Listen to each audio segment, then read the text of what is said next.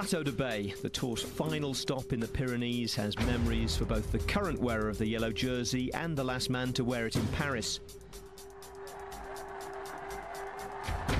Thomas Voeckler couldn't stop Lance Armstrong winning the stage in 2004, but Armstrong couldn't take the jersey off Voeckler as he rode himself from Tour anonymity to national hero status.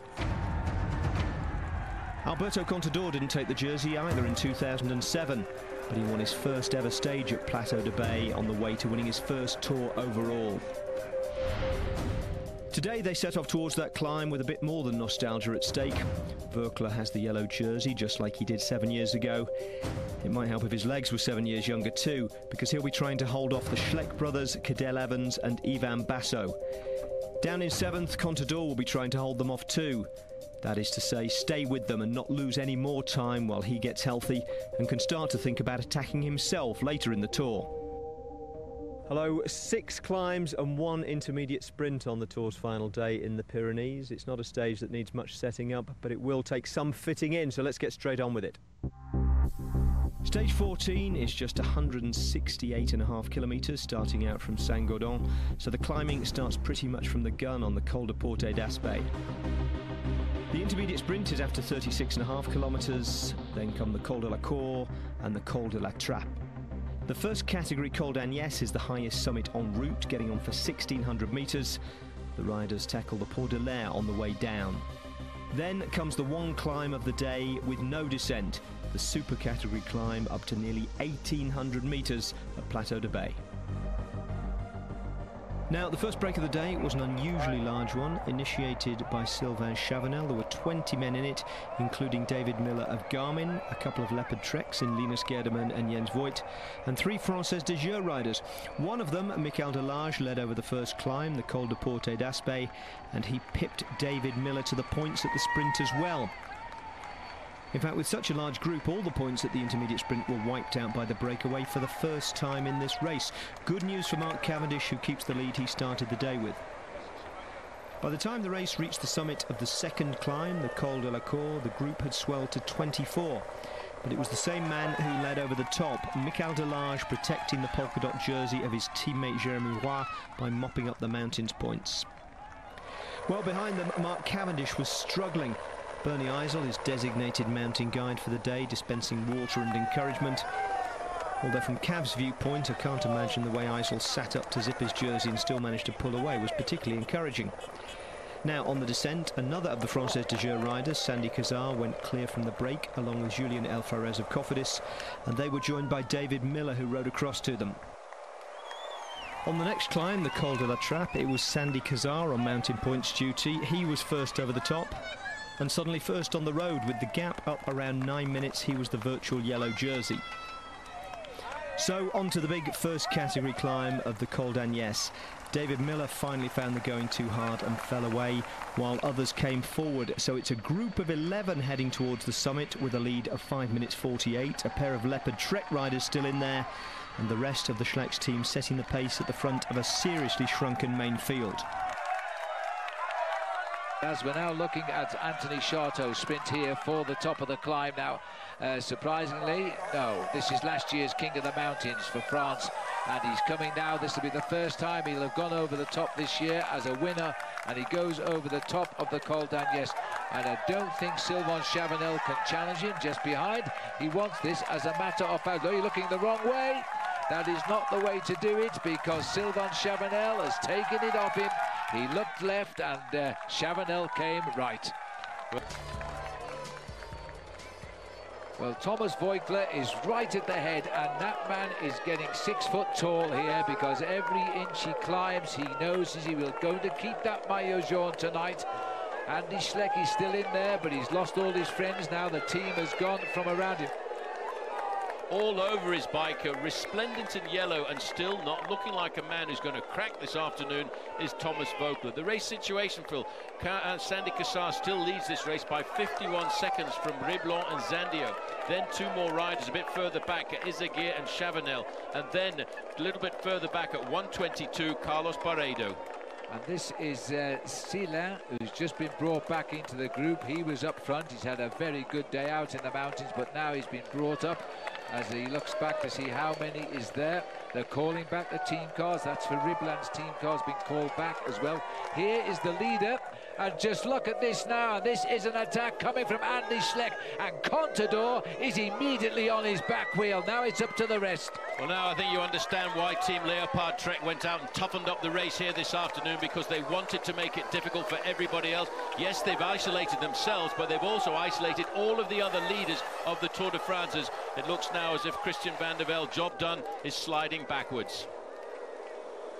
That attack actually dispatched, as you say, Van der Velde, but it also got rid of Tommy Danielson. They're just coming back now because they've eased the pace here while they reassess what's happened in the distance on the white jerseys of Garmin-Cervelo. Well, they need to attack again if they want to get rid of Thomas Voeckler this afternoon, because he has got a teammate alongside him. The rider in the green jersey in first position there is Pierre Roland. He's the man who nursed him up to the top of Luz d'Ardiden.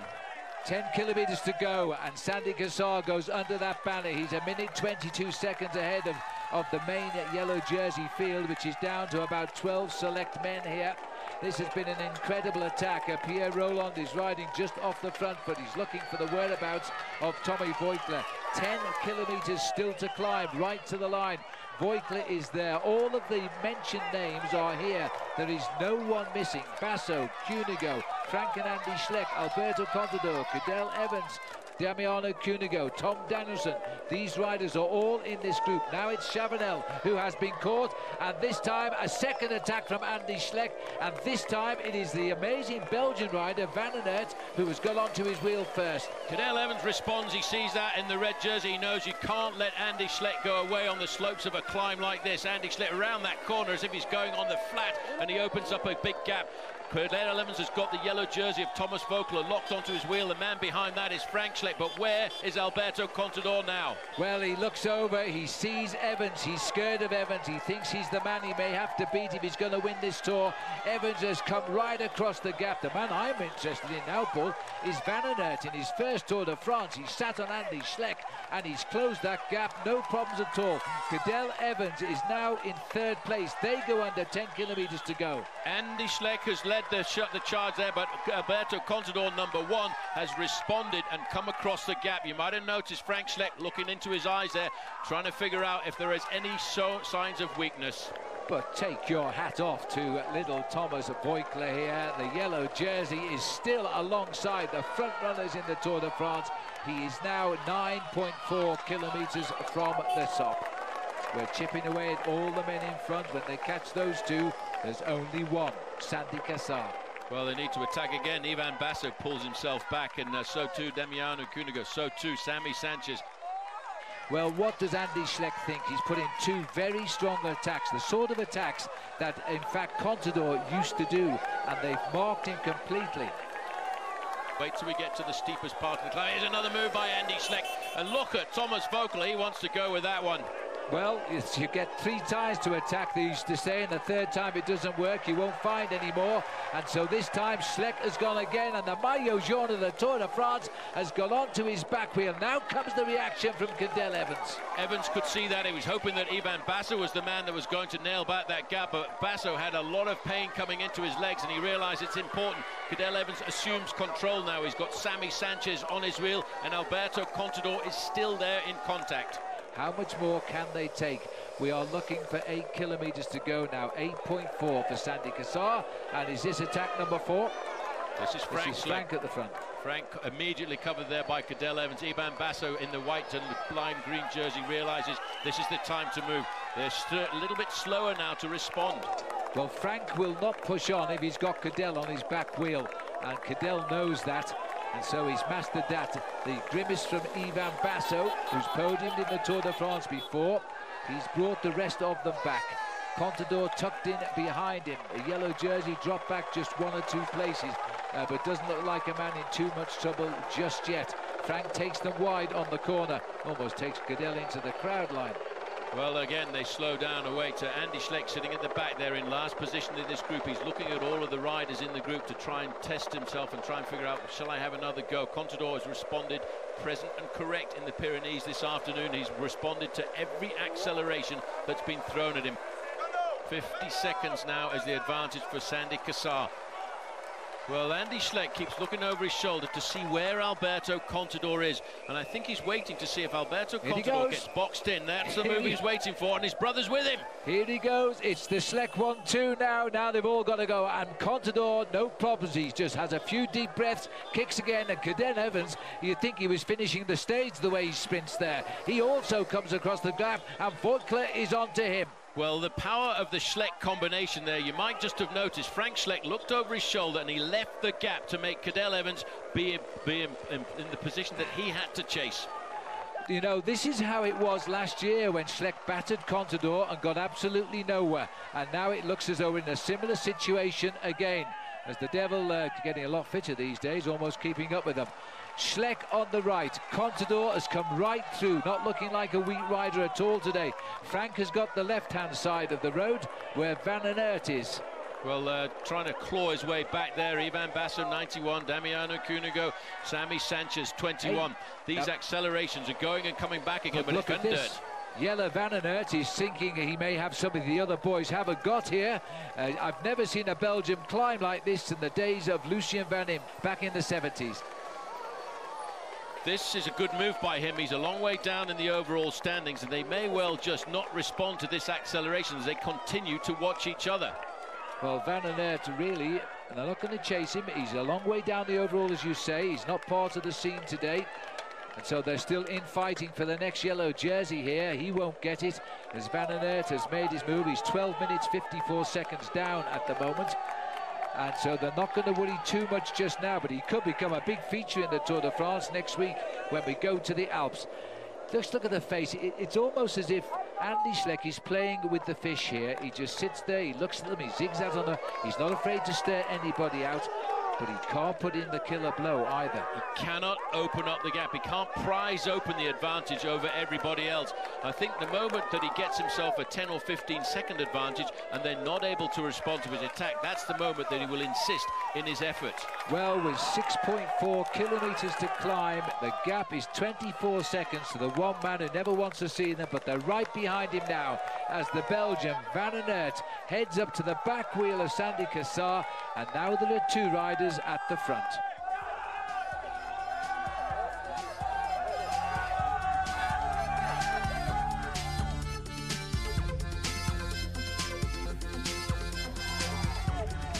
In the distance is the banner 5 kilometres from the summit, and it's climb all the way to the finish today, and Jelle Van Aert has taken advantage of the in-battle of the favourites to leave them behind and go for the stage win. He's not a danger for yellow just yet. He's 12 minutes and 54 seconds behind the yellow jersey.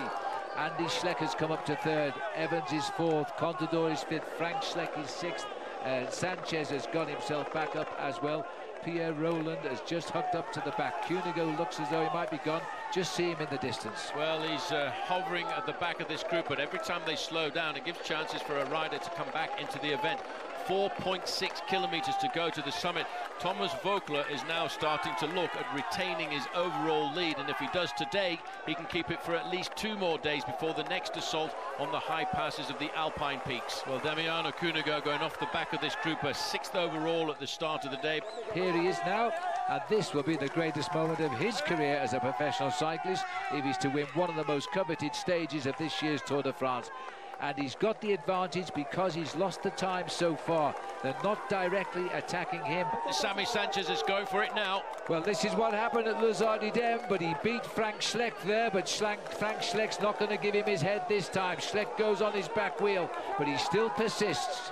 Well, this is a slightly flatter part of the course, and Thomas Voigtler is digging deep now to make sure that he can ride his way across that gap. I don't know how many times he can recover like this and scramble onto the wheel of these attacks by the big heads of state. Tommy Voigtler has gone back into third wheel there. Cadel Evans has come up. Contador has come up. We go under 4 kilometres to go.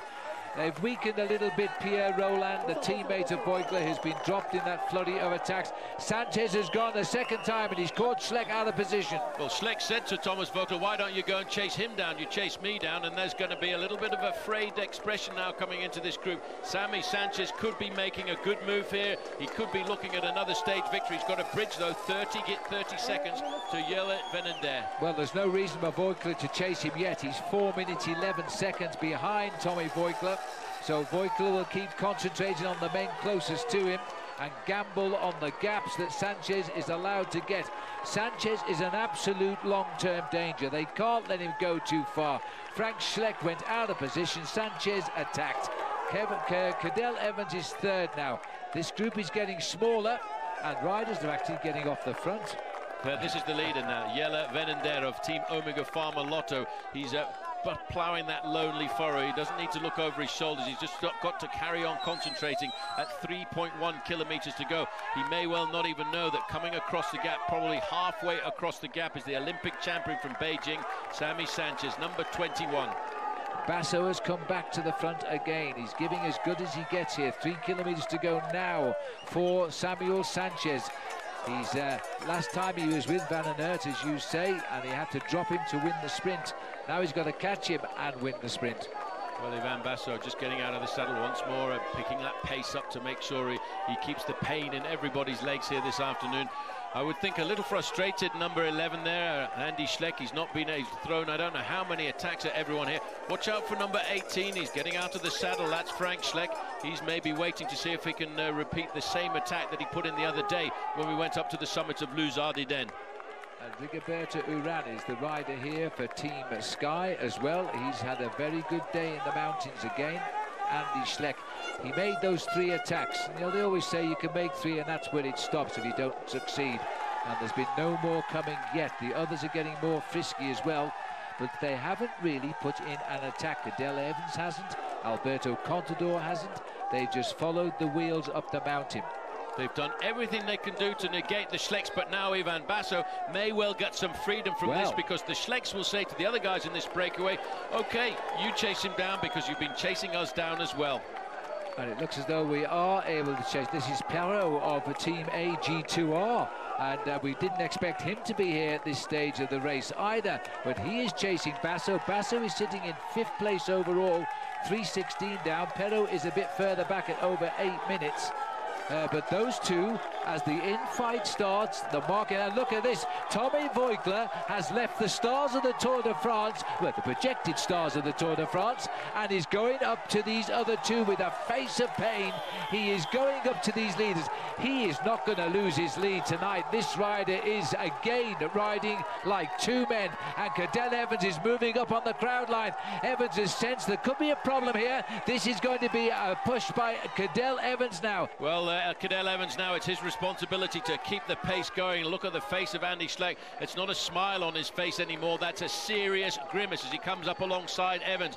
Voigtler has done, I would say, the ride of his life, comparable to the ride in 2004 when he kept the lead in the Tour de France on this very climb for 22 seconds. But he was a younger man then, Phil, an inexperienced rider. Today, he's riding with the strength of a long professional career, but also with the brain of a seasoned professional. A very different Tour de France, but there are 6 riders here who believe now they can win this race. Tommy Voigtler, he will begin to believe he can win this race. He'll need more time, of course. He's not the best time trialist, but Cadel Evans, if he keeps this group like this, he's going to fancy his chances as we go down into the Alps. Now we've all gone back into the status quo. Pressure gone off again. The leader is looking for 1 kilometre to go. The lone furrow now of a Belgian cyclist. I never thought I'd say that in this year's Tour de France, winning on the Plateau de Beille. Well, the race situation, Van den Aert is leading Sammy Sanchez by 23 seconds, and the yellow jersey Alberto Contador group is at 58 seconds from the lone leader. But this constant acceleration and deceleration does nothing to their ability to eat into the advantage of the 2 men in front of them. We're into the crowd barriers now, under 1 kilometre to go for the Belgian rider, Jelle van den Aert, who is on the Omega Pharma Lotto team, who lost their team leader and potential podium finisher in Jurgen van den Broek as he fell and punctured a lung way back last week, and he went home, and this man has started to fly the flag for that team. Well, second on the road, inside the final kilometre as well, 21, Sammy Sanchez. He could be looking at a lead in the King of the Mountains competition at the end of this afternoon. But this group here, Phil, the only riders to have really thrown serious punches at the other competitors were the two Schleck brothers, but they couldn't do it. They couldn't open up the gap. And they've got two men on that squad too, and they could not get rid of the limpet-like riders alongside them. Cadell tried one move, it almost looked as though it might have worked here. They come under 1 kilometre to go. They're racing for third place on the day and no time difference, which is what they wanted most of all, because they're all likely to cross the line in the same time. Alberto Contador, he still hasn't convinced me he's on great form, but he's had a much better climb here than he had on Luz Ardiden. Well, they could do nothing at all to get rid of Alberto Contador, but the man that was really astounded everyone, I think, at the end of today when we start to look back at the results, is the man in yellow. He was expected to lose the race at Luz Ardiden. He kept hold of it there. He was expected to lose the race today, and he's still going to keep it because Thomas Voeckler will remain at 1 minute and 49 seconds ahead of Frank Schleck this afternoon. Well, prepare yourself now for the victory here of Van Aert, and this will be the greatest moment of his life as he comes up towards the finish. Another push on there now by Basso, who has had a great climb today. The man who is about to win this stage has never won a professional cycling event since he turned professional. He's only a youngster and has a long future ahead. First Tour de France, second mountaintop finish, first victory, and he is now going to move up the classification as well. He can't believe it. That is a real victory today for Jelle Van Aert. He also gets 40 points in the King of the Mountains. We'll have to wait and see if he pulls on the leader's jersey. He probably won't, because Sanchez will get also double points for second. Well, this is the second group of Pierre Rolland doing an incredible job for Thomas Voeckler here this afternoon. Every time he's been dropped, he's come to the front and paced the yellow jersey. Sammy Sanchez, again, snatched a few seconds away from all of the other riders in this race, and he will start to climb that little bit closer up to a top 5 finish. He's lost 22 seconds on the leader, but Andy Schleck now powering away again. Well, are they going to hope him, or is he going to open a couple of seconds on the line with a sprint finish? He's determined to get something out of the day's racing, and he's distanced everybody.